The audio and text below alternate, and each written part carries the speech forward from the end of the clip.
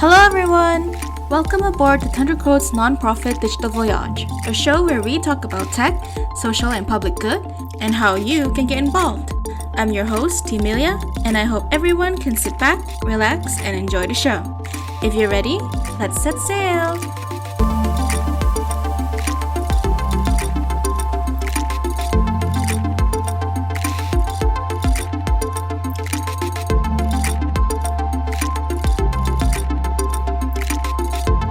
And now, on to our episode. Hello everyone, welcome to today's episode of TQ Non-Profit Digital Voyage. Today's guest is the Executive Director of Conjunct Consulting. Would you please introduce yourself to our listeners? Hi Amelia. So nice to be here today. Yeah, thanks for having me. I'm Yasmine Tan from Conjunct Consulting. I've been at Conjunct for coming to 4 years now.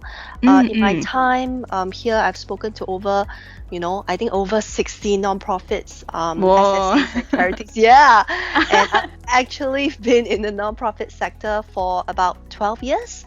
I came from the private sector, from real estate actually. So as ED, I oversee the day-to-day operations at Conjunct, really ensuring that we do our very best to fulfill our mission, right? Planning and executing our strategic priorities, setting clear roles, and just to ensure consistency, quality throughout. Yeah, so that's what I do. A little bit of my background. Actually, you mentioned that you've sort of like transitioned from like a real estate. From a real estate to nonprofit. How did that happen? Like, is there a backstory to that? I was sick of helping the rich get richer. In short, right? I mean, it was nice, right? Client management and all that to be able to help them. So I did some investment sales, corporate leasing, even collective sales, right? So we were dealing, with a lot of different types of clients from all backgrounds. So I guess that's where I learned a lot about people management, right? So I really wanted to, I had a real think about it years ago and really wanted to do something more meaningful with my life for me personally. So going to nonprofit was something that I felt I would be more motivated to do well in, and still today I have no regrets. What's the transition like for you? Was it like difficult, or was it like a smooth transition for you? Honestly, it was all right, because I came from a very marketing, sales, business development kind of role, right? So I transitioned to also a marketing, and I also did fundraising, right, when I first joined nonprofit. So the number of skills is transferable, right? Client management, project management, business development, new business creation, things like that. Yeah, so from there, I slowly started to learn more and more about the sector. I see. Well, that's good to know, because we've in our previous episode we've had Kevin, who is the founder of our company. He actually transitioned from like a different business to a nonprofit business as well, and we had team members who also didn't exactly come from the background that they think they did. And I think it's always very interesting to learn that the people in nonprofit, they actually came from various different backgrounds. And yeah, it's always whenever I find out, it's oh, this is very interesting. But yeah. Yes, it's okay. In fact, a lot of mentors that I talk to, and people who are more experienced than me, they share with me it's okay to change your career once and even twice in your lifetime, right? Because we all learn and grow and develop in different areas at different stages of our lives. Right. Okay. Yep, that's true. All right. So I guess to start things off, could you please introduce, what is Conjunct Consulting, how it came to be, and what are its aims and objectives, that sort of thing? Sure, happy to. So, as you may know, right, nonprofits and charities and even social enterprises, they are so essential to the fabric of our society. Yet, they are always under pressure, right? Pressure to do their best, pressure to upgrade their capabilities to serve our community of beneficiaries better. Right. So Conjunct, our founders really, saw this gap in, service, in helping the non-profits help our community, right? So we really want to help these social good organizations, as we call them, address the challenges they are facing. And we do this as an intermediary, providing access to pro bono or low bono consulting projects and workshops for social good organizations of all causes and all financial abilities, right? So I want to share with you a few, quick facts, right? Like we are actually the first social change consultancy, in Singapore, and even the region, right? Years ago, we do about 20 to 25 projects and workshops a year, and we're very happy that we recently hit 300 projects. Right, in the past 10 years, we have done 300. Oh wow, that's amazing. Yeah, so we are a charity helping other charities. So we understand, oftentimes we understand firsthand their operational challenges, right? What they face day to day, what they face in planning, right? In long-term thinking as well. And we believe in co-creation, right? So a lot of times we come in as not as the expert knowing everything. We want to co-create the solutions with them, right? Because they have, a lot of insights and a lot of experience. Right. Yeah. And you also mentioned, you've had a lot of projects and you offered like quite a lot of programs on your end to like empower the social sector. Can you explain to us like what sort of like projects and programs that are available at Conjunct Consulting, and what are some of the deliverables that these programs can, provide? Yeah, sure. So, some of the services, right? We do projects in management consulting, right? So from strategic planning, right, to impact assessment, measuring their impact, to projects like financial sustainability, right, costing, income generation and whatnot, to people management, right? What is unique about this sector is, we have to think about board, right, engaging our board, staff management, as well as volunteer management. Yeah. Right. So we do all these services, and the way we do it, right, which makes us pretty unique, is because of our talented pool of, volunteers, right? So we actually bring together a diverse pool of trained and professional mentored teams, or project teams. The way we do it is we engage and empower student and professional volunteers, right? Change the social good sector. It could be one organization at a time, could be multiple organizations at a time, to bring their passion and their expertise from various backgrounds. So by doing so, we not only help these social good organizations, right, with their operational challenges, we also help to nurture the next generation of social sector leaders, right? Because we provide them with this real life experience, of helping the nonprofits. I see. Are these programs like they're more like they're mostly consultancy based, or they're like hands-on based? Like how are these programs like carried out? Just to give an idea. Good question. They are mostly consultancy based.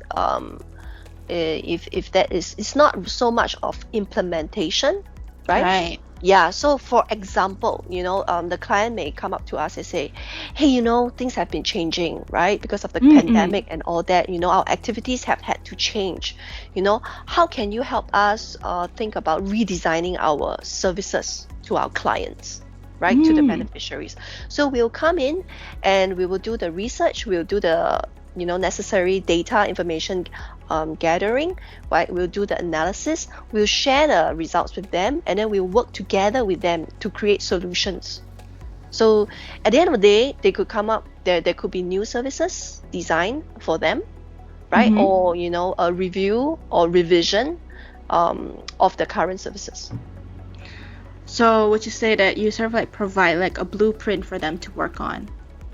Yeah, you can say that in terms of their planning, right? Or an implementation roadmap. I see. I see. One thing I'm curious is that how long are like, say for example, a client comes up to you and hey, I need like, I need to redesign this sort of thing. How long does this process usually take? You can take usually we like to take at least like 3 months, to Oh, go through the internal analysis, external analysis, right, and then come together to co-create before we work on the recommendations. Yeah. I see. That's very interesting. 3 months. Oh, so like throughout the whole 3 months, you're like you're at every step of the way with them. I'm assuming, right? Yeah, absolutely, absolutely. And the other type of services we have, apart from these projects, are workshops, right? So we Right. have a lot of nonprofits who come up to us who wants to do visioning workshop, right? Like they want to come together, they want to review their vision and mission for the next 5 years.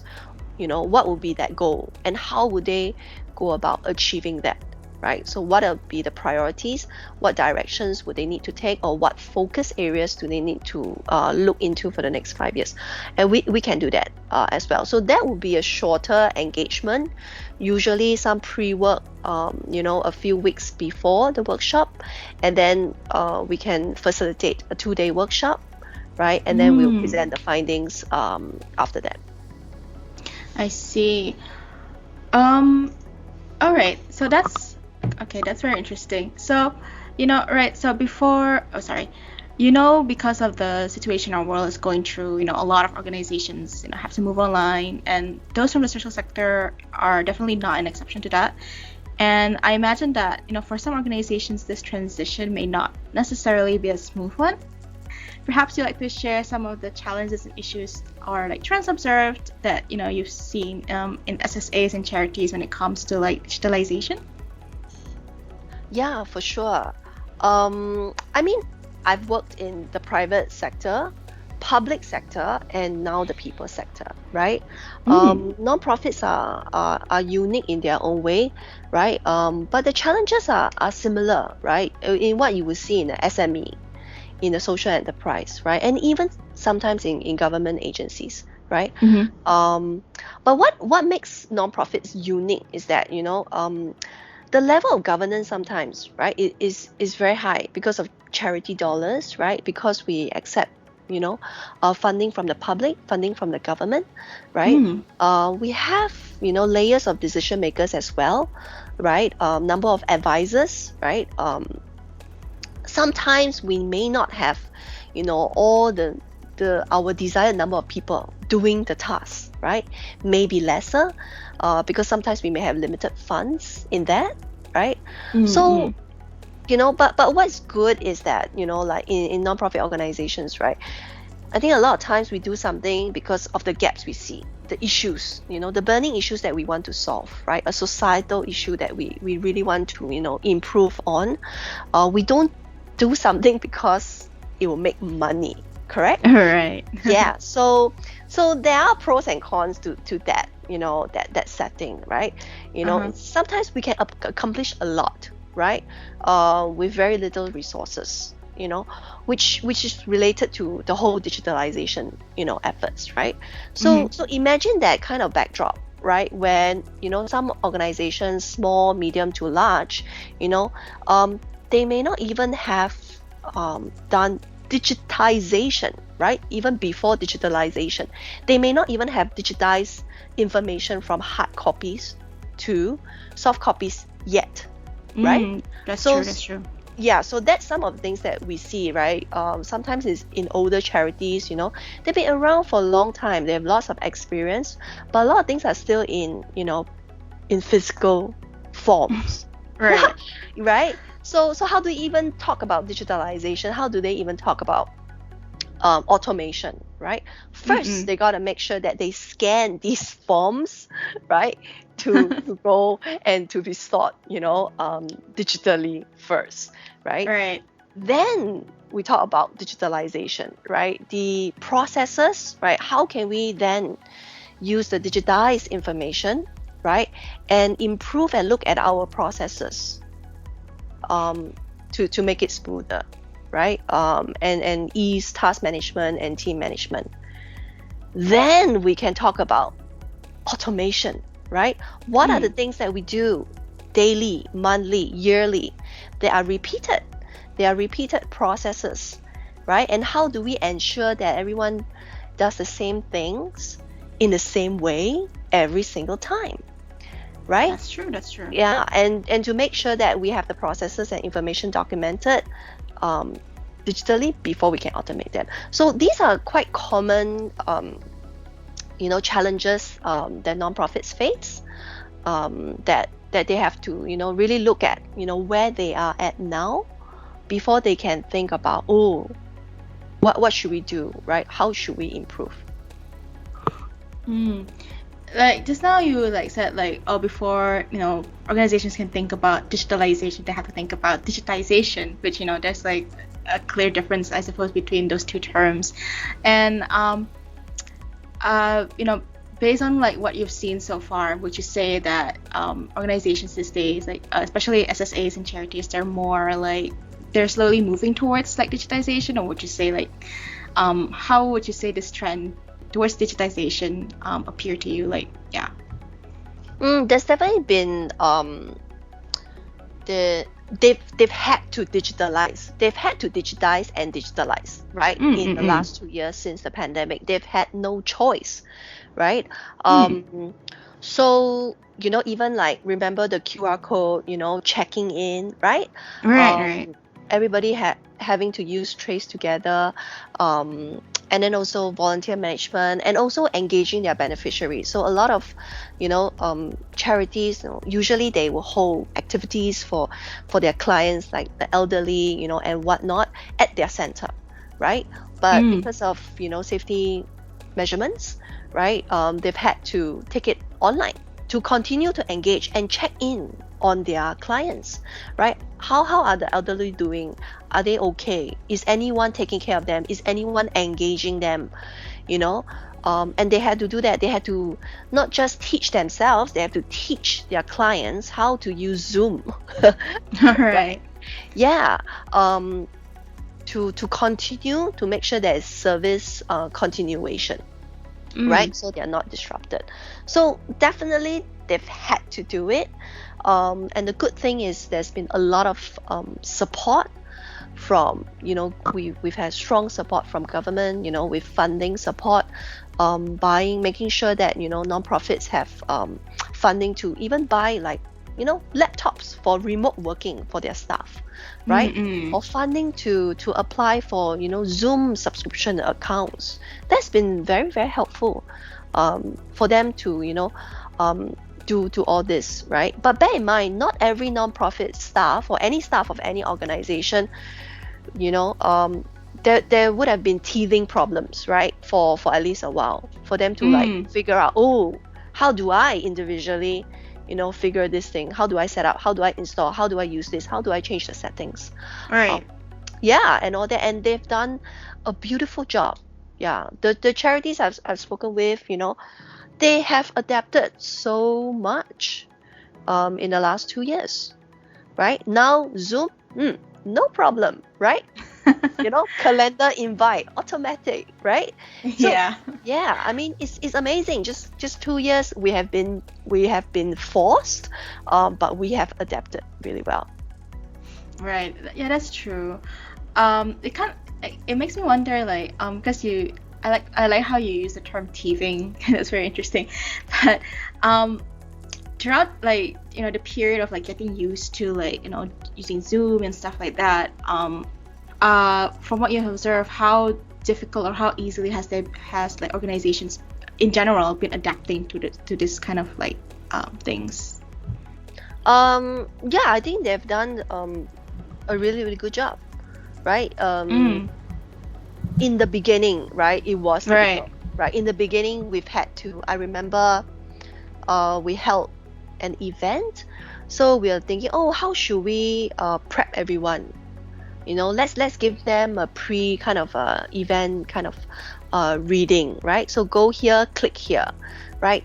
Zoom has been relatively easy to use, honestly, right? The chat function, even the emoticons, It's easy to sign it out. It's easy to invite participants.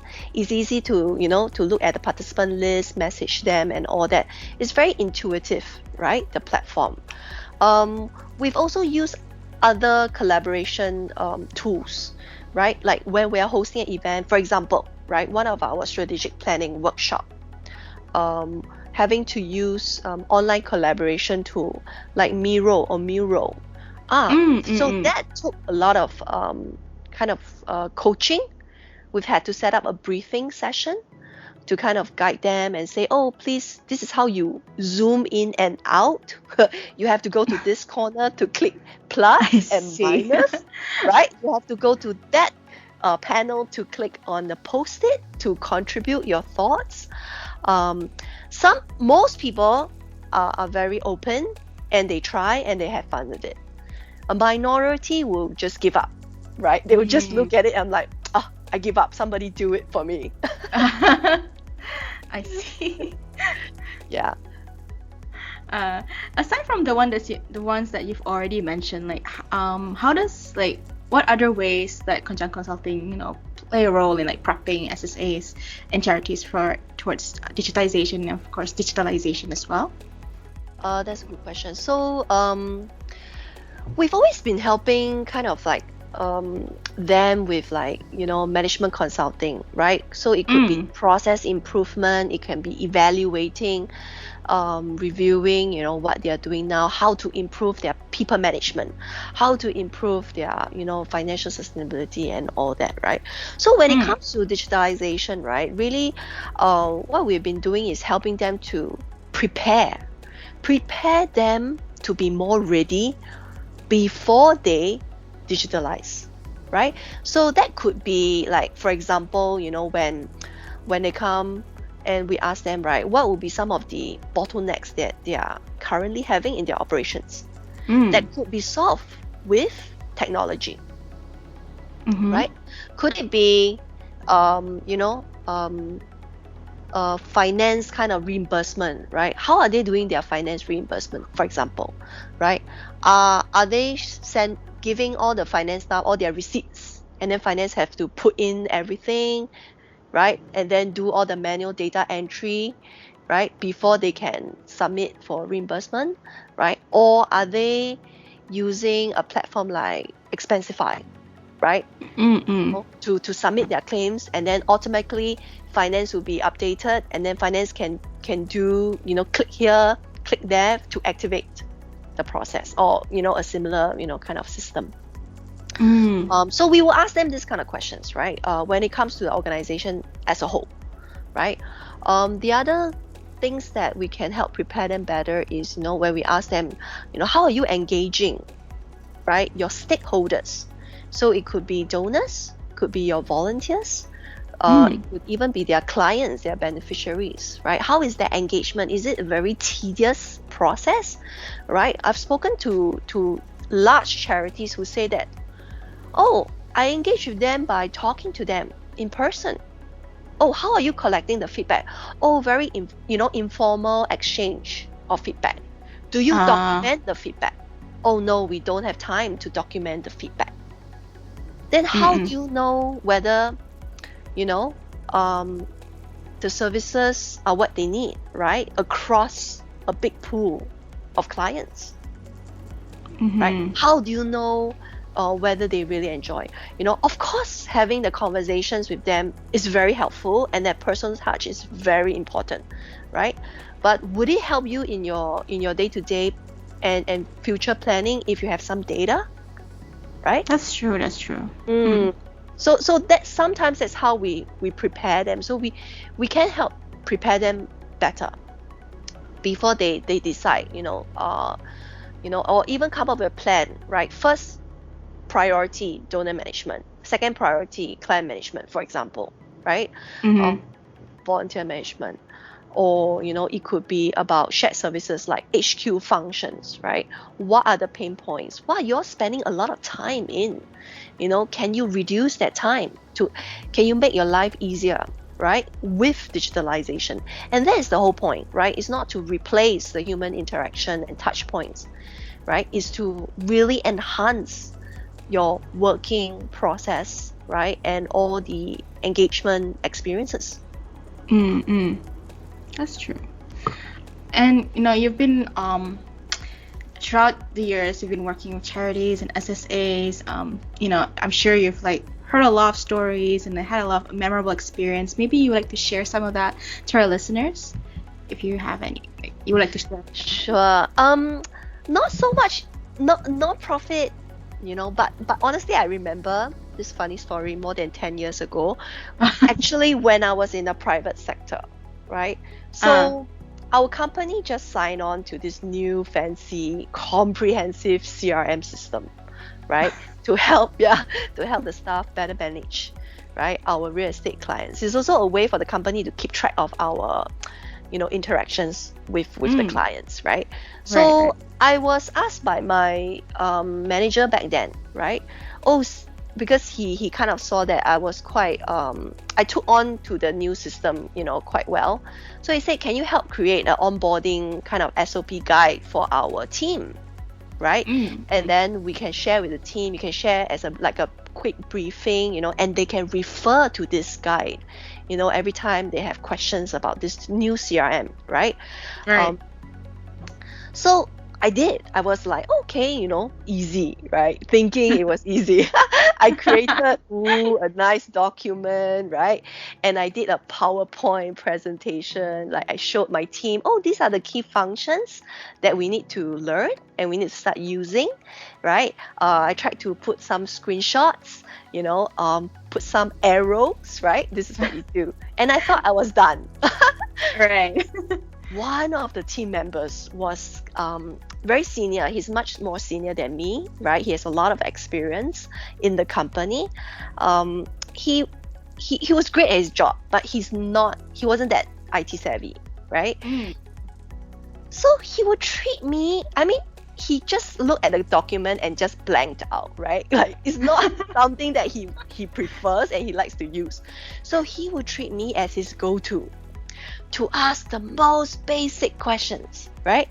And sometimes he will ask me the same questions over and over again, right? After I've answered him like the day before or, like a few hours ago. My God. Yeah. And being, I lost my patience like after like a few weeks. I said, come on, So in the end, right, we came up with a system. And it is really funny. The simplest things in life can solve our problem. I asked him to write down on post-its, right? Okay, when he needs to, some things that he keeps forgetting, write it down, right? When he needs to create a new dialogue, right? Or he needs to log a new call with a client, okay, where do you need to click? Where do you need to go, right? So ended up, his whole computer screen was just covered in a lot of post-its in different colors. But it really helped him, right? Because that's his way. That was his way, his preferred way. Not a SOP, not a PowerPoint, right? But the post-its, that's something that he can refer to really easily and really quickly. And eventually, he registered, right? He remembered the information, right? After all these practice and using, and eventually he didn't have to rely on them, right? So really what I learned, right, about when you have a change in the company, right, be it digital, new technology or whatnot, right, there's a lot of things involved, right? It's like, how can we create a supportive environment, right? So apart from me, I was the go-to, right? And I felt very overwhelmed because this is not my my main role in the company, right? I was doing something else, right? How can we create a system to better support our teams, right? Especially in a big company, right? So apart from nominating champions, right, in each department or division, can we have buddy system, right? Or how do we set the context? How do we ask for everyone's patience, in the whole journey, right? Even if it's just one system, right? It will test everyone's patience, right? That it will take time, right? That you may feel lost, you may feel frustrated, right? But ultimately, we are going to help one another, right? And this too shall pass, right? I think that that context, that initial communication, and not take it for granted that everyone would just be able to, get on with it and everyone will be able to learn it. If it's not, it's their problem. No, I don't think so, right? And the other things I learned is it's not about arrowing one IT person or IT team, right? Everything that is to do with technology, oh, it's the IT team's responsibility. Oh, it's the IT team support. Like, my experience taught me that user support requests can be relentless, right? And really silly sometimes, right? Why would he ask me the most basic of questions? That's true. When he can refer to the SOP, he just doesn't want to, right?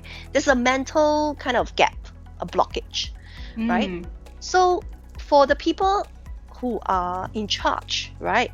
How can we make it easier for them, right? Is there a way that we can create different types of tools for different people, right? The delivery of that training is very important. Not just the documentation of the training, right? But how we deliver that training is very important, right? Especially when you're working with hundreds and even thousands of, employees and volunteers in a non-profit setting. And lastly, right?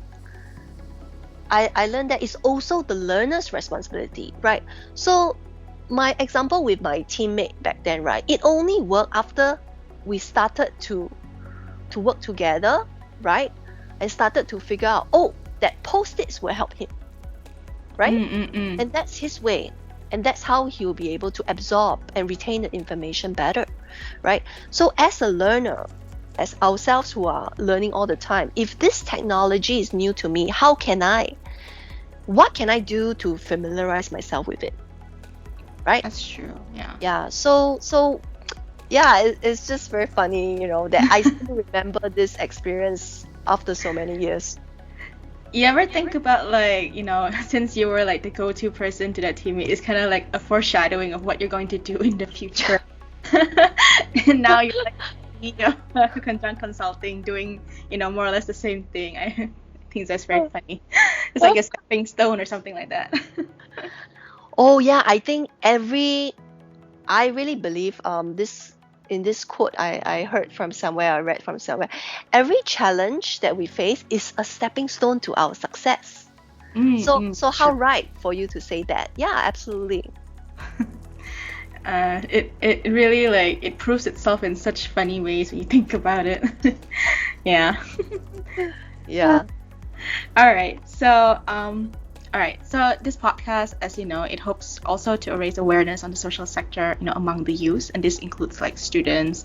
And before this, you mentioned that you had like a program where students and working professionals can like take part, contribute in one way or another. Maybe you would like to explain that a little bit. Absolutely. Actually, okay, we have sort of 3 core programs now. One of it is very new. So the first one is what we call Conjunct Uni, right? So Conjunct Uni, actually, students come from our 3 university chapters. They can join our 3 university chapters at SMU, NTU, and SMU, right? They can volunteer their time during the school semesters, or even outside of school semesters, to work on real life projects to help the social good organizations as a consultant, as a project leader, or even as a chapter leader, right? So there are different roles in that. As a chapter leader, they get exposed to different opportunities, right? To really run operations, run training programs, right? And even manage projects, right? So lots of opportunities for them. They are welcome to join us and help us further our mission. For working professionals, right, we're really open, and we're very lucky that we always have a very diverse pool, of working professionals join us. They can join us as a project advisor, right, working on, our projects and even our workshops sometimes, right. They can join us as a facilitator, right. They can also join us in training, right, to help train our team, our consultants, to help review project, quality as panelists, right? So they can come and critique the work, that the teams have done during our training and even during the project cycle. And the latest program that we have, right, are open to more of working professionals, right? We're looking for professionals who are very great at strategic planning, right? That type of role. Because recently we partnered with Ground Up Central at MVPC, right, to support ground up organizations. So ground up organizations are really volunteer groups, right? Most of them have not even registered to be a legal entity yet, right? So I don't know if you noticed, in the past 2 years, a lot of groups surfaced because everybody was so caring and everybody wanted to help out, right, during the pandemic, right? And they saw so many gaps that they want to fulfill. So it could be from, providing provisions, right, to certain communities. It could be, even making masks, right, very accessible, very affordable, things like that. Providing tuition, all sorts of services. So we saw this gap, and so we wanted to provide, these quick advisory sessions for the ground up groups. So that we help them really think about, where their strengths are, right? Where possibly their, the gaps could be fulfilled the most, right? And then how do they plan kind of their business model, in really trying to fulfill the impact that they seek to fulfill. So that's where working professionals can join us. We also are open for internships to both students and, professionals who want to help us, in more of internal roles like research, data analysis, even content creation opportunities, events, and all that. So yeah, there's a variety of roles. They can check out our website as well. Okay, that's great. All right, so as our time is nearing,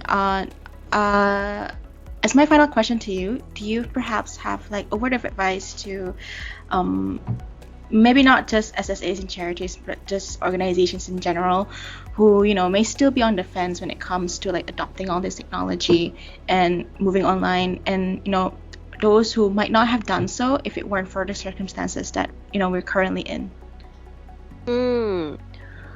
I think it's okay. Don't feel bad if you're on the fence or if you haven't, adopted or fully adopted, right?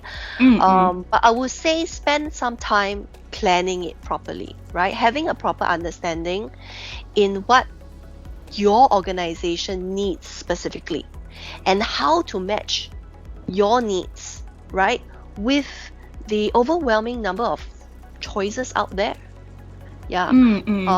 Because if you do that, you'll be able to find what is right for you, right? And there won't be, wastage, right? You won't waste your time and effort and money.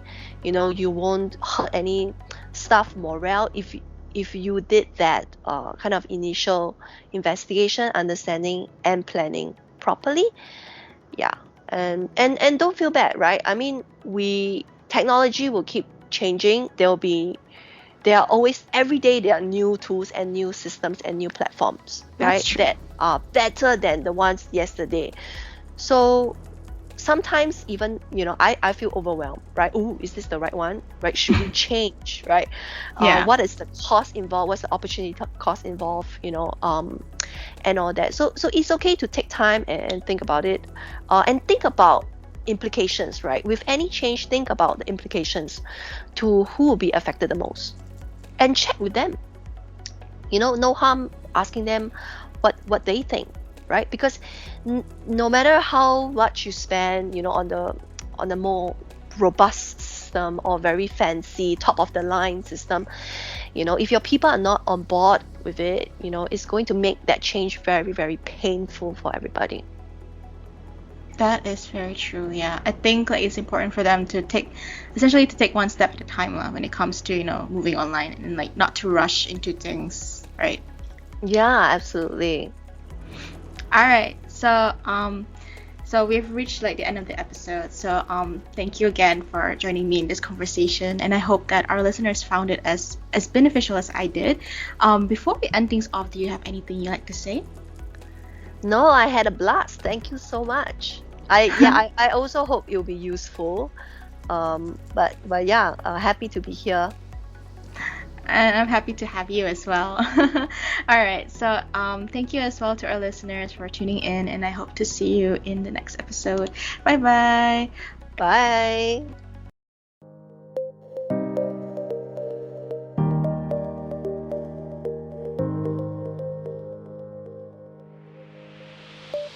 And that was today's episode. If you enjoyed today's show, please subscribe and leave a review. It would mean a whole lot to us.